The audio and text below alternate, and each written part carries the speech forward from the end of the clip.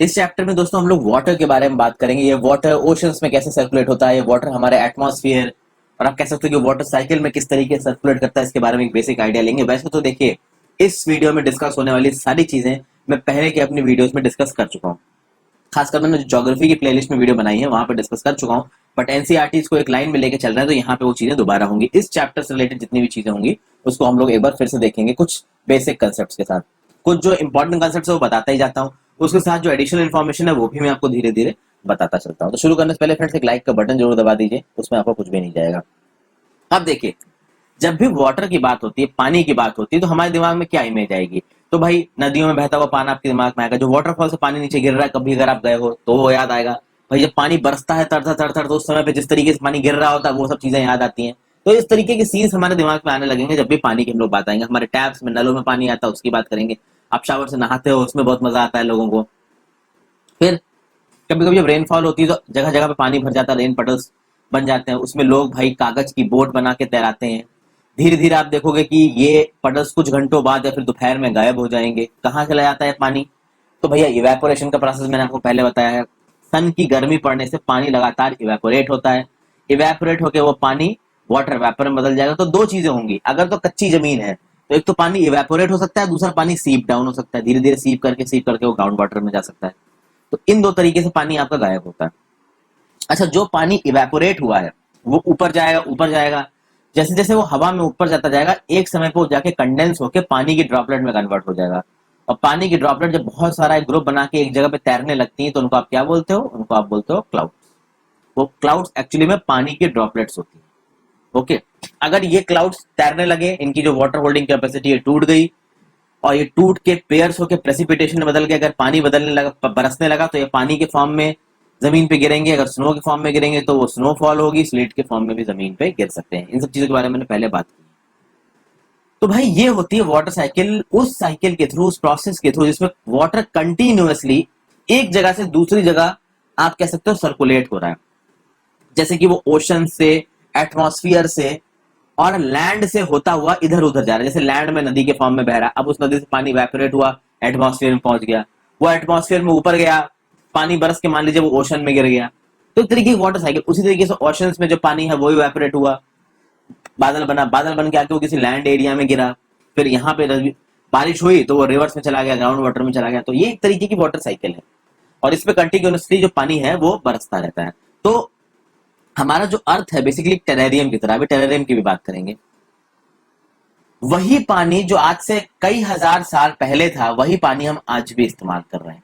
यानी कि आप ये कह सकते हो कि आज के दिन में मान लीजिए हरियाणा के किसी एक फील्ड में आप पानी को इरिगेट कर रहे हो, सिंचाई कर रहे हो सकता है वही पानी कुछ 100 साल पहले अमेजन नदी ब्राजील में, साउथ अमेरिका में बहा हो।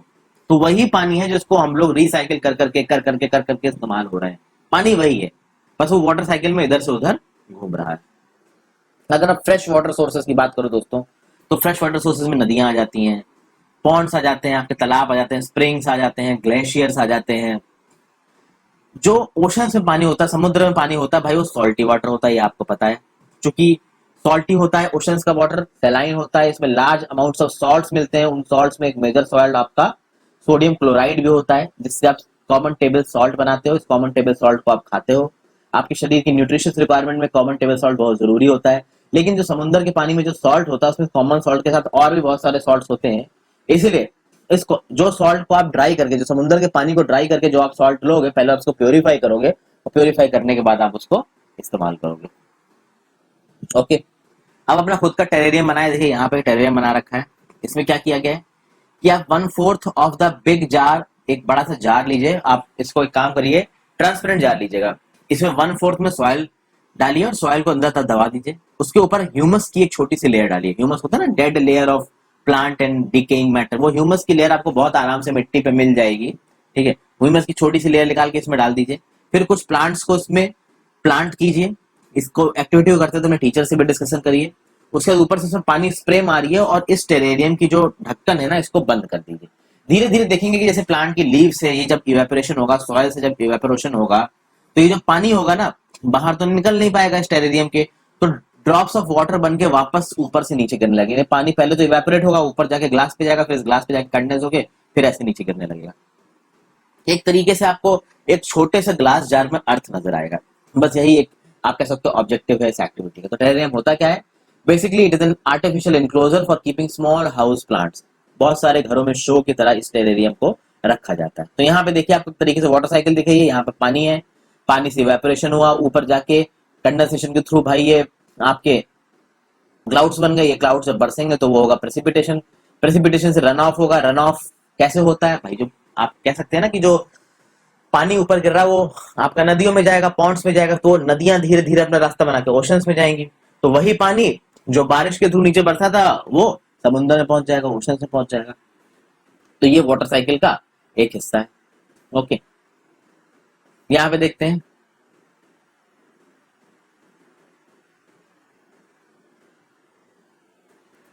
यहाँ पे हमें कुछ ओशन नजर आ रहे हैं।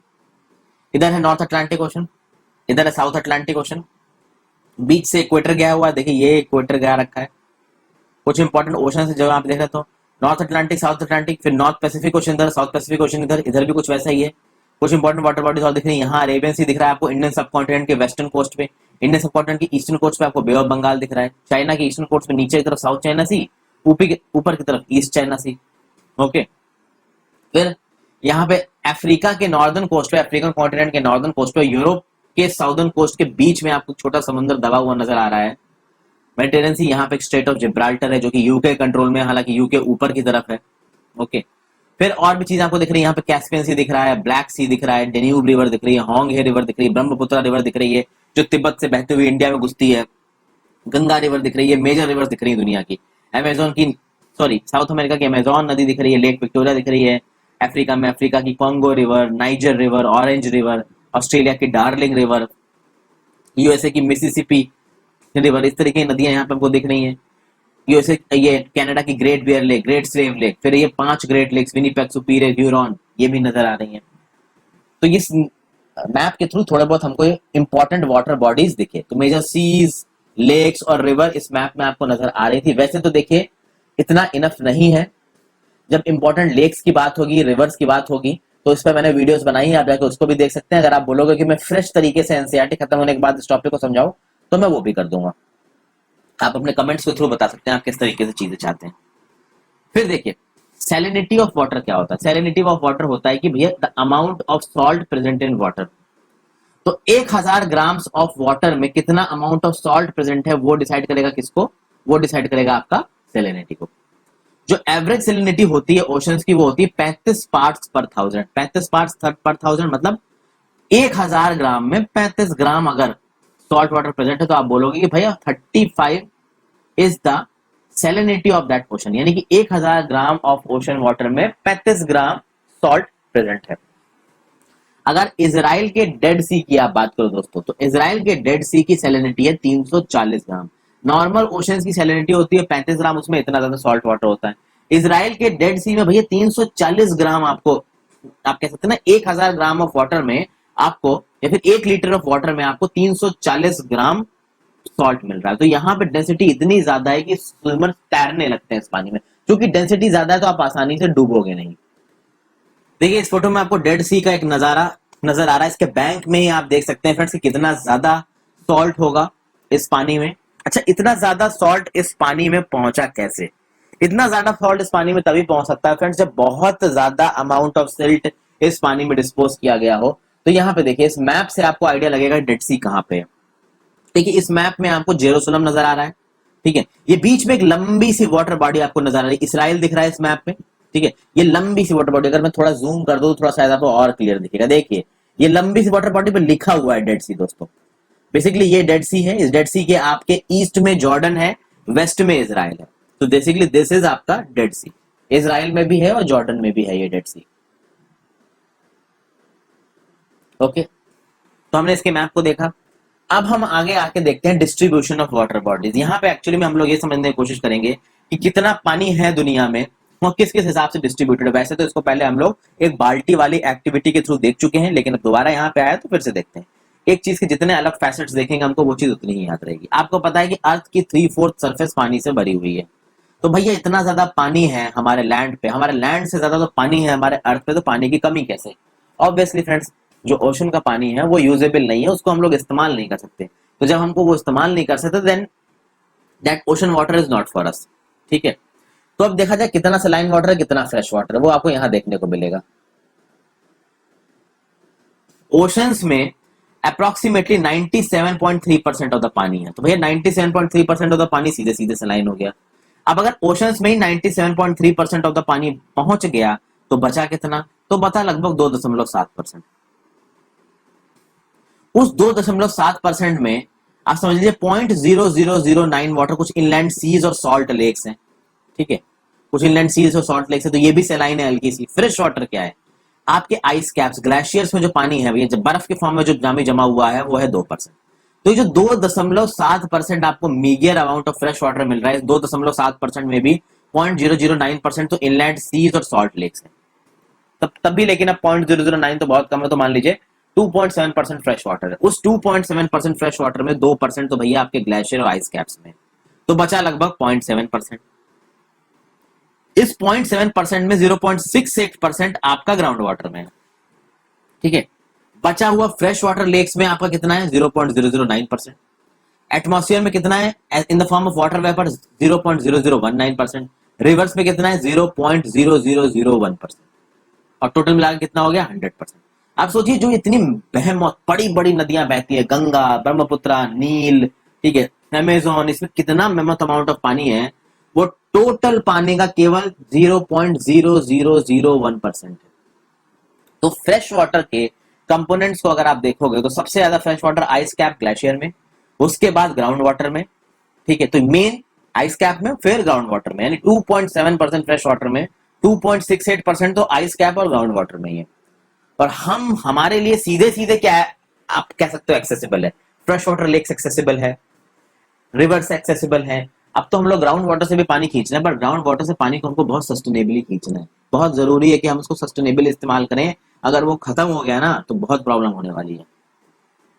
ठीक है, अब ये वाटर साइकिल अब आपको समझ में आ रहा होगा फ्रेंड्स कि दोस्तों हमारे लिए कितनी जरूरी है। इस वाटर साइकिल के बदौलत जो ओशन का सॉल्ट वाटर होता है वो हमको फ्रेश वाटर के फॉर्म में मिलता है जमीन पे। अगर ये वाटर साइकिल नहीं होती तो ओशन के सॉल्ट वाटर को फ्रेश वाटर की तरह लाना बहुत मुश्किल हो जाएगा आपके लिए।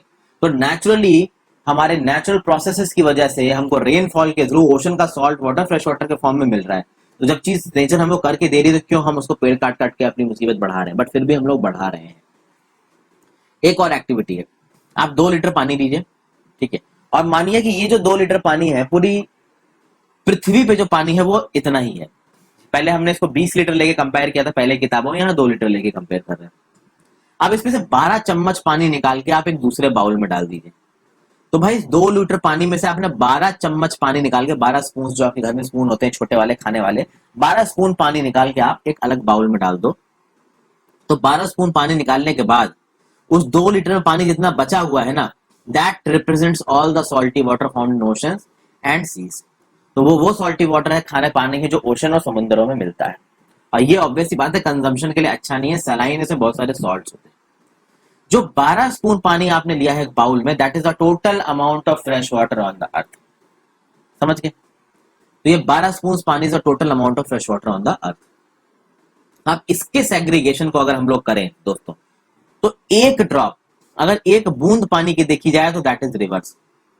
अगर 2 लीटर पानी आप टोटल मान रहे हो पूरे पृथ्वी पे, तो उस 2 लीटर पानी में से एक बूंद पानी डिनोट करेगी नदियों को, रिवर्स को। आधा स्पून, आधा चम्मच पानी डिनोट करेगी आपका फ्रेश वाटर लेक्स को। 2 चम्मच पानी आपका डिनोट करेगा जितना हमारा पूरा ग्राउंड वाटर है उसको, और 9 चम्मच पानी डिनोट करेगा जो हमारे आइस कैप्स और ग्लेशियर्स में पानी दबा हुआ है। तो ये एक और एक्टिविटी है जिससे आपको हल्का फुल्का आइडिया लग रहा है कि फ्रेश वाटर कितना है और सलाइन वाटर कितना है। तो देखिए पानी हमारे सर्वाइवल के लिए बहुत इंपॉर्टेंट है भैया। पानी हम लोग को जिंदा रहने के लिए पानी पीना मैंडेटरी है। हम लोग पानी नहीं पिएंगे तो ऑब्वियसली बात हम लोग प्यास के मारे मर जाएंगे। हमारे शरीर को पानी की भी बहुत जरूरी है। तो ये एक बहुत प्रेशियस रिसोर्स है जिसको हम लोग केयरलेसली बर्बाद कर रहे हैं, ये हम जानते हैं। यहाँ देखिए वाटर की बहुत सारी रिपोर्ट्स हैं जिससे आपको मालूम पड़ता है कि पानी हमारे लिए कितना जरूरी है। रिसेंट के बेसिस पे भी आपको नॉर्मली अगर आप न्यूज़पेपर पढ़ते होंगे तो आपको इस तरीके की बहुत सारी रिपोर्ट्स दिखती हैं जहां पे ये बताया गया कि भैया पानी सच में कम है। दुनिया भर में 22 मार्च को वर्ल्ड वाटर डे मनाया जाता है। इस वर्ल्ड वाटर डे को इसलिए मनाया जाता है कि साल में एक बार लोगों को ये याद दिलाया जा सके कि इस पानी को कंजर्व करना कितना जरूरी है। ये पानी अनलिमिटेड नहीं है, इसको कंजर्व करना बहुत ज्यादा जरूरी है। ये नजारा है पैसिफिक ओशन के एक बीच का। अब यहाँ पे हम बात करेंगे ओशन सर्कुलेशन की। ओशन में सर्कुलेशन बहुत अच्छी तरीके से होता है, बहुत सारी तरीकों से होता है। वेव्स हैं, ओशन करंट्स हैं, उन सबको हम लोग थोड़ा थोड़ा यहाँ पे देखेंगे।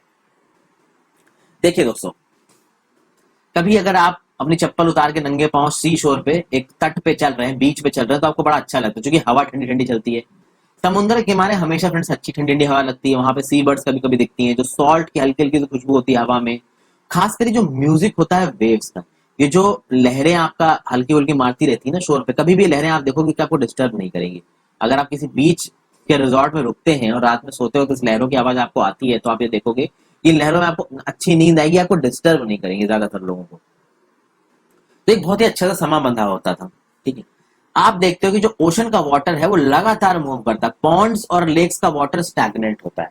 एक झील में, एक तालाब में पानी आपको स्टैग्नेंट मिलेगा, लेकिन ओशन का वाटर लगातार मूव कर रहा है, वो कभी भी स्टिल नहीं होता है। अब वो मूव कैसे हो रहा है? ओशन का पानी नॉर्मली देखा जाए तीन तरीकों से मूव करता है, एक तो वेव्स के थ्रू, एक टाइड्स के थ्रू, एक करंट के थ्रू। तीन चीजें हमको यहाँ पे समझनी है।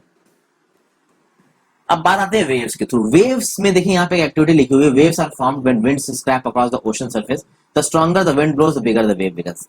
देखिए वेव्स के बनने के बहुत सारे रीजंस होते हैं। जो नॉर्मली वेव्स नहीं आपकी कोस्ट पे हमेशा आती रहती हैं, आप हमेशा सोचते हैं कि भाई कैसे आ रही है, उसके पीछे एक प्रॉपर मेथोडोलॉजी है।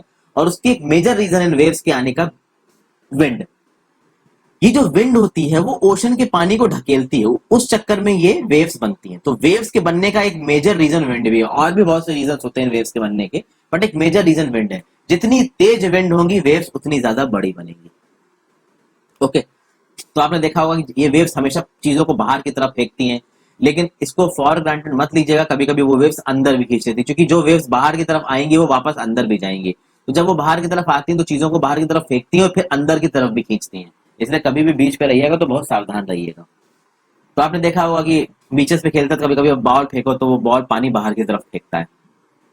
ठीक है, तो when the water on the surface of the ocean rises and falls alternately they are called waves। ठीक है, यानी कि जब भी वाटर सरफेस जो ओशन की है वो बाहर की तरफ वेव्स के फॉर्म में आएगी, फिर वापस जाएगी, फिर आएगी, फिर वापस जाएगी, इसको आप बोलोगे वेव्स। नॉर्मल सर्कमस्टांसेस में एक नॉर्मल उससे वेव बड़ी सुहावनी सी लगती है, लेकिन अगर तूफान आ गया तो तेज हवाएं बहने लगती हैं और फिर यही वेव्स बड़ी खतरनाक, बड़ी भयानक हो जाती हैं। क्योंकि अगर तेज हवा चल रही तो ये वेव्स ह्यूज वेव्स में कन्वर्ट हो जाएंगी और जबरदस्त डिस्ट्रक्शन करने की इनकी काबिलियत होती है। अगर मान लीजिए एक अर्थक्वेक आता है, एक वॉल्केनिक इरप्शन, और खासकर मान लीजिए ये अर्थक्वेक आपका पानी के नीचे की चट्टानों में आता है। मैंने आपको बताया ना कि पानी के नीचे भी ओशनिक क्रस्ट होती है। जो क्रस्ट की बात की मैंने, अर्थ के अपर मोस्ट रॉकी सरफेस की, मैंने क्या बताया, कॉन्टिनेंटल एरियाज में इस क्रस्ट की चौड़ाई होती है 5 किलोमीटर, ओशनिक क्रस्ट की चौड़ाई होती है 5 किलोमीटर, कॉन्टिनेंटल की चौड़ाई होती है 35 किलोमीटर, ओशनिक क्रस्ट की चौड़ाई होती है 5 किलोमीटर, पर क्रस्ट होती है वहां पे। कभी कभी उस क्रस्ट में अगर अर्थक्वेक आ गया या कोई लैंडस्लाइड आ गई या कोई वॉल्केनिक इरप्शन हो गया तो उसके चलते ट्रेमेंडस अमाउंट ऑफ एनर्जी रिलीज होती है, जिसके चलते बहुत large amount of ocean water displace होता है और वो इधर उधर डायरेक्शन बहुत हैफाजर्ड वे से भागने लगता है। तो जब एक बहुत बड़ी टाइडल वेव बनती है ना, मतलब वो वेव की जो एनर्जी है वो विंड के से नहीं आ रही है, वो अंदर जो आपका अर्थक्वेक या लैंडस्लाइड या वॉल्केनो हुआ है उससे आ रही है। उस वेव को आप बोलोगे सुनामी। और सुनामी में जो लहरें हैं वो 15 मीटर ऊंची तक चली जाती हैं। अब आप 1 मीटर, आपको आइडिया है कितना होता है दोस्तों? 15 मीटर ऊंची लहरें देख के तो आदमी डर जाएगा, घबरा सा जाएगा। और जो लार्जेस्ट सुनामी लिस्ट की गई है वो 150 मीटर ऊंची लिस्ट की गई, मतलब कि जो सबसे ऊंची सुनामी आई है उसमें जो पानी की लहरें थी वो 150 मीटर ऊंची थी। अब आपको अंदाजा है 150 मीटर कितना हो रहा है। आप बस सपोज करिए कि आप एक सी शोर पे खड़े हो और दूर से आपको 150 मीटर ऊंची लहर आती दिखाई पड़ रही है। भैया रोंगटे कांप जाते हैं लोगों के। ठीक है, मैं तो सोच के ही रोंगटे कांप रहे हैं। भगवान करे किसी को ऐसी जगह पे ना होना पड़े। 150 मीटर, 15 मीटर, 15 मीटर क्या 5 मीटर या 10 मीटर ऊपर लहर भी दिख गई ना, उसी में हालत खराब हो जाएगी। और ये वेव्स बहुत तेज स्पीड से ट्रेवल करती हैं, 700 किलोमीटर प्रति घंटे से ट्रेवल करती हैं। ऐसी एक सुनामी आई थी 2004 में कोस्टल एरियाज ऑफ इंडिया में। तो जो हमारा ईस्टर्न कोस्ट के एरियाज जैसे कि आंध्र प्रदेश का इलाका, तमिलनाडु का इलाका, इनफैक्ट केरला को भी अफेक्ट किया इसने, आंध्र प्रदेश का इलाका, भैया जबरदस्त, उड़ीसा का इलाका जबरदस्त डैमेज हुआ उन जगहों पे। और अंडमान एंड निकोबार का जो इंदिरा पॉइंट है, जो साउदर्न मोस्ट पॉइंट है इंडियन सब कॉन्टिनेंट का, वो तो डूब गया पानी के नीचे। इंदिरा पॉइंट की इमेज सर्च मारिए आप गूगल पे। सुनामी है क्या? तो सुनामी एक जापानीज वर्ड है जिसका मतलब होता है हार्बर वेव्स। हार्बर वेव्स क्यों कहते हैं? क्योंकि जब ये आती हैं ये हार्बर को डिस्ट्रॉय कर देंगी, ये बंदरगाह को डिस्ट्रॉय कर देंगी। अब हम बात करते हैं सुनामी की। सुनामी को आप बोलोगे द अर्थ पेंडेमोनियम। अब ये जो सुनामी होती है, जो हार्बर वेव होती है, इसने इंडियन ओशन में बवाल मचा दिया 26 दिसंबर 2004 को। इसका जो एपिसेंटर था वो वेस्टर्न बाउंड्री ऑफ सुमात्रा पे था। अब इस वेस्टर्न बाउंड्री ऑफ सुमात्रा भी मैं आपको दिखाऊंगा। हुआ क्या कि इसका जो मैग्नीट्यूड था रिक्टर स्केल पे वो था 9, बहुत भयंकर था। और जो इंडियन प्लेट थी वो बर्मा प्लेट के नीचे चली गई, जिसके चक्कर में बहुत तगड़ा मूवमेंट हुआ सी का, अर्थक्वेक आया, ओशन फ्लोर 20 मीटर से खिसक गया। अब आप बोलोगे भैया कौन सी इंडियन प्लेट चलेगी, कौन सी बर्मा प्लेट के नीचे? तो ये देखिए ऐसे गई है। इस प्लेट में देखिए फ्रेंड्स, ये जो वॉयलेट वॉयलेट रंग का दिख रहा है ना आपको, ये वॉयलेट रंग, या वॉयलेट तो नहीं कहना चाहिए, जो लाल कलर का, जो डार्क लाल कलर की जो आपको प्लेट दिख रही है आपको, ये एक्चुअली में इंडियन प्लेट है। और यहाँ पे ईस्टर्न एंड पे ये बर्मा प्लेट से टकरा रही है। बर्मा प्लेट नीली वाली जो लाइन खींची हुई लंबी, नीली वाली जो पॉइंटेड लाइन खींची, ये बर्मा प्लेट है। और इस बर्मा प्लेट से इस तरफ से जो ये आपकी इंडियन प्लेट है वो टक्कर मार रही है। और यहाँ पे इस जगह पे अगर आप देख पाए, यहाँ पे मैं एरो के थ्रू पॉइंट आउट नहीं कर पा रहा हूं, बट फिर भी आई होप कि आपको नजर आ रहा हो। इंडियन प्लेट अगर आप आइडेंटिफाई कर पाए हो, जो इंडियन सब कॉन्टिनेंट की प्लेट है, और ये जो बर्मा की प्लेट है जो कि आपको ब्लू ब्लू कलर के लाइन के फॉर्म में नजर आ रही है यहाँ पे। और ये बगल में आपको सुमात्रा का आइलैंड नजर आ रहा है, इंडोनेशिया का। तो इंडियन प्लेट इस जगह पे बर्मा प्लेट के नीचे गई धस। यहाँ पे आपको दिखाता हूँ, यहाँ पे डायग्रामेट तो आपने देख लिया, तो आप समझिए यहाँ पे ये ऐसे आपकी बर्मा की प्लेट थी और ये इधर इंडियन प्लेट थी।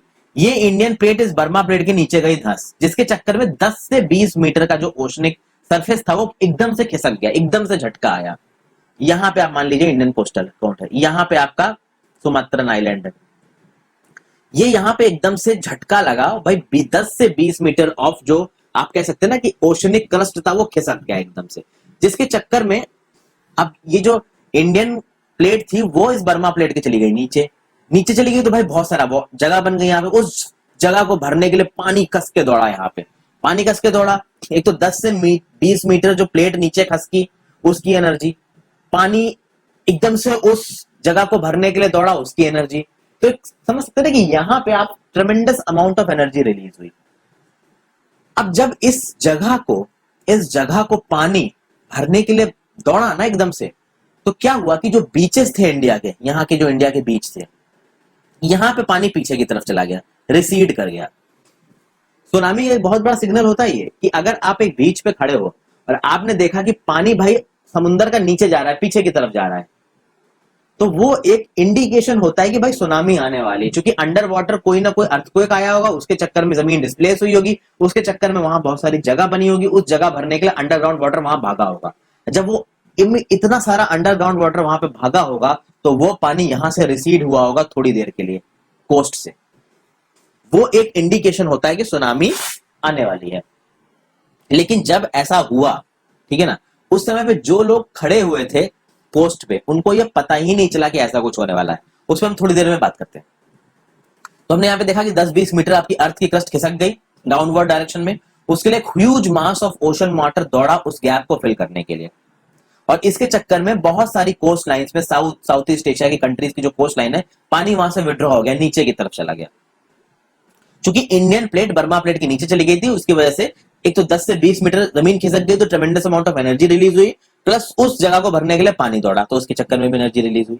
पानी वहां से भरने के बाद फिर वापस दौड़ा कोस्ट लाइन की तरफ, और वो दौड़ा 800 किलोमीटर प्रति आवर की स्पीड से। अब आप ये सोच रहे होगे कि उस समय पे जो डीप ओशंस में जो समुद्र, जो वेसल्स तैर रहे थे, वो भी डूब गए होंगे? नहीं। क्या होता है दोस्तों, जब पानी की डेप्थ बहुत ज्यादा होती है ना, तो जो बड़े बड़े शिप्स तैर रहे होते हैं ना ओशन में, उनके नीचे से सुनामी जा रही होगी, उनको पता नहीं चला होगा। ठीक है। सुनामी डिस्ट्रक्टिव कब हो जाती है? सुनामी डिस्ट्रक्टिव तब हो जाती है जब वो कोस्ट पे पहुंचती है। क्यों? जैसे मान लीजिए ये है कोस्ट आपका, ये कोस्ट है, यहां से पानी शुरू हुआ, ऐसे इस तरीके से आपका पानी शुरू हुआ। अब मान लीजिए यहां सुनामी है, यहां सुनामी आ रही है, तो भाई डेप्थ ज्यादा है, तो सुनामी किस तरीके से आएगी? इस तरीके से आएगी। तो इसकी जो वेव लेंथ है वो बहुत बड़ी है। वेव लेंथ क्यों बड़ी हो पा रही है? क्योंकि ऑब्वियस सी बात है, पानी की डेप्थ ज्यादा है, तो ह्यूज अमाउंट ऑफ पानी कम एम्पलीट्यूड में समिट जा रहा है। लेकिन जैसे जैसे सुनामी वेव आपकी कोस्ट के पास आती जाएगी, डेप्थ होती जाएगी कम, तो जब डेप्थ कम होती जाएगी तो ऑब्वियस सी बात है, अमाउंट ऑफ पानी जो मेंटेन्ड है वो भाई आपका कम होता जाएगा, क्योंकि डेप्थ के साथ पानी की क्वांटिटी भी ज्यादा होती है ना, और ज्यादा क्वांटिटी लेके वेव्स आ रही है सुनामी की। अब चूंकि शोर पे जो डेप्थ है पानी की वो कम हो रही है, तो जो वेव्स है वो लंबी होती जाएंगी, इनका एम्पलीट्यूड बढ़ता जाएगा। इसीलिए जब सुनामी आपकी कोस्ट के पास आती है भाई, वो बहुत ऊंची हो जाती है, क्योंकि जब वो डीप वाटर में होती है तो उसकी वेवलेंथ बहुत बड़ी होती है, एम्पलीट्यूड छोटा होता है क्योंकि डेप्थ ज्यादा है गहरे पानी में। लेकिन जब वो कोस्ट के पास आएगी, डेप्थ हो जाएगी कम, तो वेवलेंथ हो जाएगी कम और एम्पलीट्यूड हो जाएगा बहुत ज्यादा, इसलिए उसकी हाइट हो जाएगी जबरदस्त ऊंची, बहुत ऊंची जो लहरें होती हैं वो आके आपके कोस्ट को धक्का मारेंगी। 800 किलोमीटर प्रति आवर की स्पीड से ये वेव्स आती हैं। कॉमर्शियल एयरक्राफ्ट भाई इस 800 किलोमीटर प्रति आवर की स्पीड से चलता है, आप समझ सकते हैं कितनी तेज ये वेव्स आती हैं। और भैया जब ये वेव आई ना सुनामी वाली, इसने इंडियन ओशन में तरखाट मचा दिया। अब क्या है कि देखिए, सुनामी पैसिफिक ओशन में तो भाई देखिए कॉमन है, लेकिन इंडियन ओशन में सुनामी कॉमन नहीं है। तो उस समय जब 2004 में ये सुनामी आई थी, लोग इस सुनामी के लिए तैयार नहीं थे, ठीक है। उस समय पे अर्ली वार्निंग सिस्टम नहीं थे, इस तरीके की चीजें नहीं थी, डिजास्टर की प्रॉपर अरेंजमेंट्स नहीं करके रखे गए थे कोस्टल एरियाज में। तो इस तरीके की चीजों ने जो डैमेज था उस डैमेज को बहुत ज्यादा बढ़ा दिया। ओके, जो अंडमान एंड निकोबार में जो इंदिरा पॉइंट था, जो कि आप कह सकते हैं कि इंडिया का साउदर्न मोस्ट पॉइंट है, वो पूरी तरीके से डूब गया। Okay, as the wave moved from earthquake epicenter from Sumatra towards the Andaman Islands and Sri Lanka, the wave length increased, the wavelength decreased with decreasing depth of water। यही जो मैंने अभी आपको बताया, जो स्पीड थी जब शुरू हुई थी तो 700 से 900 किलोमीटर प्रति आवर थी, बाद में 70 किलोमीटर प्रति आवर पे पहुंच गई, जैसे जैसे वो कोस्ट के पास आती जा रही थी। जब इन कोस्ट ने हिट किया ना, जब इन वेव्स ने हिट किया कोस्ट को, ये 3 किलोमीटर तक अंदर आ गई। 10,000 लोग मर गए, लाखों लोग अफेक्ट हुए, लाखों घर उजड़ गए भाई, भयंकर तबाही मची कोस्टल एरियाज में, आंध्र प्रदेश के, तमिलनाडु के, केरला, पुडुचेरी, अंडमान एंड निकोबार आइलैंड्स। अब इस अर्थक्वेक को देखिए, एडवांस में तो प्रिडिक्ट नहीं किया जा सकता, लेकिन अगर एक अर्थक्वेक आया है तो उसको सीज्मोग्राफ पर रिकॉर्ड करके एक 3 घंटे की प्रायर वार्निंग दी जा सकती है कि भाई सुनामी आ सकती है। अब इस तरीके के अर्ली वार्निंग सिस्टम उस समय पे पैसिफिक ओशन में तो एक्टिव है, क्योंकि पैसिफिक ओशन में तो पूरी पूरी रिंग्स ऑफ फायर है, तो लोग भाई तैयार रहते हैं, कभी भी कुछ भी आ सकता है। लेकिन जब इंडियन ओशन की बात होता है तो इंडियन ओशन में सीज्मिक एक्टिविटी पैसिफिक ओशन से कम है, उस चक्कर में तैयारी उतनी अच्छी थी नहीं, इसीलिए जब ये सुनामी आई भयंकर तबाही मची। तो कहा जाता है कि this was the most devastating tsunami in the last several 100 years. भैया बहुत डैमेज हुआ लाइफ को, प्रॉपर्टी को। उसके बाद अर्ली वार्निंग सिस्टम्स लगाए गए, सब चीजें करी गई, पर उस समय पे लोगों को काफी नुकसान हुआ। अब सबसे खास बात ये होती है कि यहाँ पे थोड़ा जो लोगों के अंदर अवेयरनेस नहीं थी, वो भी एक रीजन थी। अगर एकदम से पानी विड्रॉ हो जाए कोस्टल रीजन से, पानी अंदर की तरफ भागने लगे, तो आप समझ जाइए कि सुनामी आने वाली है। होता ना कि आप जैसे मान लीजिए गोवा के बीच में नहा रहे हो या किसी भी बीच में नहा रहे हो, एकदम से देखो कि पानी पीछे की तरफ भाग रहा है, समुद्र की तरफ, तो आप समझ जाइए कि भाई पूरे चांसेस है सुनामी आ सकती है, ठीक है। तो जब ऐसा हुआ, लोग उस समय जो कोस्ट पे खड़े थे उन्होंने देखा कि भैया पानी तो पीछे की तरफ भाग रहा है, तो लोग उस पानी से दूर भागने की बजाय उस पानी की तरफ जाने लगे। और एकदम से जब वो वेव्स वापस आई ना, तो उनको मौका नहीं मिला भागने का। जब जाइनेटिक, और इसी चक्कर में बहुत सारी कैजुअलिटी हो गई। अगर उस समय पे लोग समझ जाते कि पानी पीछे की तरफ जा रहा है, हमको पीछे भागना चाहिए, तो हो सकता है कैजुअलिटी कम होती, ज्यादा लोग उस समय कोस्ट में नहीं खड़े होते। लेकिन जब एकदम से सुनामी आई भाई, वो पानी पीछे जाने की वजह से बहुत ज्यादा लोग आके कोस्ट पे खड़े हो गए, इसलिए बहुत हैवी कैजुअलिटी हो गई इस चक्कर में। अब हम बात करते हैं किसकी, टाइड्स की। टाइड क्या होता है? The rhythmic rise and fall of ocean water twice in a day is called tide. एक दिन में पानी का ऊपर उठना और नीचे उठना, इसको आप बोलते हो टाइड। इसका जो मैंने आपको एग्जांपल अपने सामने देखा था फ्रेंड्स, कि जब मैं एक बार हैवेलॉक आइलैंड्स गया था, यहाँ पे अंडमान निकोबार आइलैंड्स पे, तो हैवेलॉक आइलैंड का जो बीच था ना, उसमें इस तरीके जब हम लोग पहुंचे तो पानी बहुत पीछे था, ठीक है। दिन में हम लोग पहुंचे, रात में जब हम पहुंचे तो भाई पानी बिल्कुल ऊपर तक आ गया था, एकदम भर गया था। तो हमने सामने सामने देखा कि भैया पहले तो पानी भैया आपका 100-200 मीटर समुद्र की हमको अंदर की सरफेस दिख रही है, फिर एकदम से देखा कि पानी आपका कोस्ट की तरफ आ गया, सब कुछ भर गया। तो एक बाउंड्री बना रखी थी, तो जब हाई सुनामी होती थी ना तो बाउंड्री के ऊपर तक आ जाता था वो पानी, और जब जब हाई टाइड होती थी, और जब लो टाइड होती थी तो पानी आधा किलोमीटर पीछे खिसक जाता था। तो इसको बोलते हैं भाई rise and fall of ocean water. अब ये होता है आपका टाइड्स की वजह से। जब लो टाइड होगी तो पानी का लेवल नीचे होगा, पीछे की तरफ चला जाएगा पानी, जब हाई लेवल होगा तो पानी ऊपर की तरफ आ जाएगा। अब ये टाइड्स डिपेंड करती हैं दो, एक तो दो बेसिक तरीके की टाइड्स होती हैं, एक होती है स्प्रिंग टाइड, एक होती है नीप टाइड। ठीक है, नीप टाइड में क्या होगा, देखिए नीप टाइड में पहले तो हम लोग स्प्रिंग टाइड को समझते हैं। स्प्रिंग टाइड दो तरीके की चीजों में होती है, फुल मून, एक न्यू मून। यहां देखिए स्प्रिंग टाइड। अब आप क्या बता सकते हैं कि पहली सिचुएशन और दूसरी सिचुएशन में फुल मून कौन सा है, न्यू मून कौन सा है? देखिए ऐसा होता है, देखिए जब आपकी पृथ्वी और सन के बीच में है मून और तीनों स्ट्रेट लाइन में तो है, वो हो जाएगा आपका न्यू मून। और वहीं पे जब आपका मून, जब आपका अर्थ मून और सन के बीच में आ गया, तीनों स्ट्रेट लाइन में है, तो वो हो जाएगा आपका फुल मून। फुल मून और न्यू मून में आपके इक्लिप्सेस भी होते हैं, और इस समय पे होती है स्प्रिंग टाइड। स्प्रिंग टाइड क्यों? क्योंकि इस समय पे अर्थ पे टाइड सबसे तेज होती है। टाइड सबसे तेज क्यों होती है? क्यों? क्योंकि सन और मून के कंबाइंड फोर्सेस पड़ रहे होते हैं अर्थ पे एक ही डायरेक्शन में, तो पानी पे जो फोर्स पड़ता है वो तेज पड़ता है। सबसे जबरदस्त इंटेंसिटी की टाइड इस समय पे आती है, क्योंकि मून और सन का कंबाइंड इफेक्ट पड़ रहा है पानी को खींचने में। वहीं पे नीप टाइड क्या होगी कि देखिए मून यहाँ पे पानी को इस डायरेक्शन में खींच रहा है, सन पानी को इस डायरेक्शन में खींच रहा है, तो डायरेक्शंस उल्टे हो रहे हैं पानी को खींचने के, इसलिए जो टाइड्स आएंगी वो उतनी स्ट्रांग नहीं होगी, तो इसलिए इसको क्या बोला जाएगा? इसको बोला जाएगा नीप टाइड। तो ये फर्क होता है आपका स्ट्रांग टाइड में और नीप टाइड में। तो ये बहुत the strong gravitational pull exerted by the sun and moon on the earth surface causes the tide. ठीक है, the water of the earth closer to the moon gets pulled under the influence of the moon's gravitational force and causes high tide during full moon and new moon, जो कि मैंने अभी आपको बताया sun moon और अर्थ एक line में होते हैं, टाइड सबसे बड़ी होती है, इन टाइड्स को आप बोलते हो स्प्रिंग टाइड्स। एक चीज देखिए फ्रेंड्स, आपको यहां पे समझनी है कि आप बोलोगे कि भैया सन तो इतना बड़ा है, मून तो पिद्दी सा है, तो फिर मून अर्थ पे इतना इफेक्ट क्यों दिखा पा रहा है? देखिए मून अर्थ के बहुत पास है और सन अर्थ से बहुत दूर है। मैंने आपको बताया था सन अर्थ से 150 मिलियन किलोमीटर दूर है। ठीक है, आप कमेंट में बताइए कि भाई मून कितना दूर है आपका अर्थ से। तो आप सन देखोगे भैया बहुत ज्यादा दूर है आपका अर्थ से, लेकिन मून उतना दूर नहीं है अर्थ से, इसलिए मून की ग्रेविटेशनल पुल और सन की ग्रेविटेशनल पुल ऑलमोस्ट इक्वल। आप कह सकते हो कि मून की जो ग्रेविटेशनल पुल है as far as tides is concern ज्यादा हो जाती है सन से, क्योंकि बहुत पास है अर्थ के। लेकिन जब मून होता है फर्स्ट क्वार्टर में और लास्ट क्वार्टर में, तो ocean water diagonally opposite direction में जाता है, जिस चक्कर में लो टाइड्स होती है। अब यहाँ पे आपको समझना होगा कि भैया फर्स्ट क्वार्टर और फोर्थ लास्ट क्वार्टर क्या होता है मून का, तो वो भी बताता हूं आपको। इस फिगर को देखिए दोस्तों, ये जो सनलाइट का एरो लगा रखा है ये बता रखा है सनलाइट है। मेरा मेरा कर्सर आपको यहाँ पे नहीं दिख रहा होगा, लेकिन फिर भी आप इस फिगर को देख के समझ सकते हैं। जिस तरफ से सनलाइट आ रही है उस तरफ से सन है, बीच में पृथ्वी है और चारों तरफ आपको मून की डायरेक्शन दिख रही है। तो आप ऊपर की तरफ देखिए तो आपको फर्स्ट क्वार्टर दिख रहा है, तो वो फर्स्ट क्वार्टर वो पोजीशन है जहां पे आपका मून होगा, और नीचे की तरफ आपको दिख रहा है लास्ट क्वार्टर। तो यहीं पे आपको ये कुछ सन दिखाई दे रहा है। यहाँ पे देखिए ऊपर की तरफ आपको दिख रहा है फर्स्ट क्वार्टर, और यही मून जब यहाँ नीचे की तरफ हो जाएगा तो वो क्या हो जाएगा? Last quarter. ओके, तो फर्स्ट क्वार्टर और लास्ट क्वार्टर पोजीशन क्या होती है मून की, ये भी आपको पता चल गई।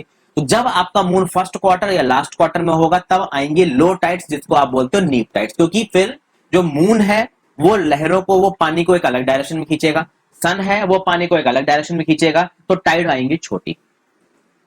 जब भी हाई टाइड होती है वो हमें नेविगेशन में मदद करती है, क्योंकि पानी भर जाता है, पानी तटों के पास आ जाता है और तटों पे डेप्थ को बढ़ा देता है पानी की, तो जो हैवी वेसल्स होते हैं, जो भारी वेसल्स होते हैं, वो आके डॉक हो सकते हैं आसानी से। इसलिए हाई टाइड पे आप देखोगे बहुत जगह पे जो वेसल्स आके डॉक होते हैं।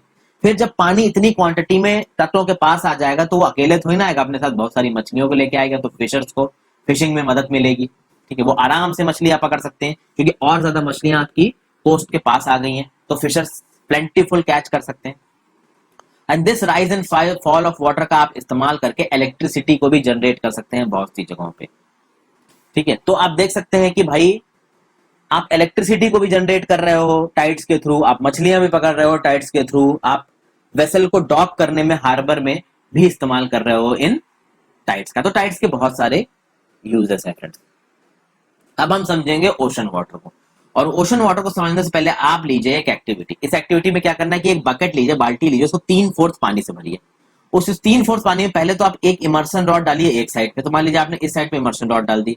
अब ये इमर्शन रॉड इलेक्ट्रिक रॉड है, ये गर्म हो रही है, तो यहाँ पे पानी गर्म हो रहा होगा। और इधर पे डालिए आप एक फ्रीजर से निकाली हुई ट्रे, तो वो होगी ठंडी। तो यहाँ होगा कोल्ड, यहाँ होगा हॉट। और फिर आप देखिए कन्वेक्शन करंट्स किस तरीके से जनरेट होते हैं इस बाल्टी में।